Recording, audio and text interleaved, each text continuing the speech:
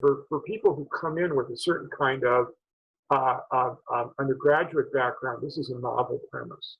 Because a lot of folks come in and they took an Asian history class, and the idea was, you need to know the major events and the relationship between the major characters and what the influence of different events was and that sort of thing. And that's the kind of thing you write an essay about. And that's great. But that's not what happens in a law school essay exam. So what happens in a law school essay exam is you get a particular problem. So-and-so signs a contract to buy a house. Okay. It turns out to be a house that her famous author lived. And before she finalizes the deal, she finds that there are busloads of tourists that stop by this house expecting to look around, expecting to be catered to, expecting people to pay attention to them. And suddenly she's no longer interested in this house. That's example number one. Example number two, because they're all different. Example number two is somebody leases an apartment next to in an area that turns out to be really, really smelly during the day, sort of unbearable. And so the person leaves and says, well, to the landlord, you made the place uninhabitable.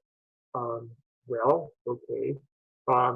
Does a person have a legal right to leave? And then complicate it some more. What if that person left behind, when they left their apartment, something of considerable value?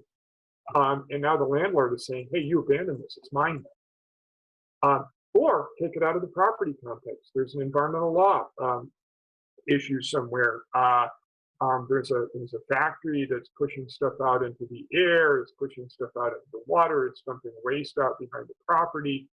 Are they complying with all the relevant laws? And those are the kinds of questions that people come to lawyers for. People come, and now's a bad time to use the doctor analogy, so I'll use a dentist analogy. If you have, if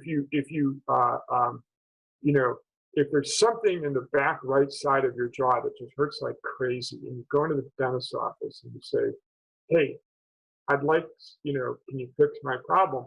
You don't want the dentist to be talking about tooth enamel and the nerve structure and what kind of teeth you have and all that sort of thing. You don't care about any of that. What you want is an answer to your question. And that's why people come to lawyers. They want answers to questions.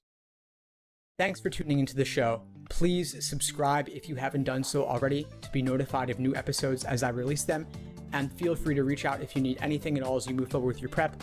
I'm happy to help however I can. In the meantime, I'll wish you all the best and take care.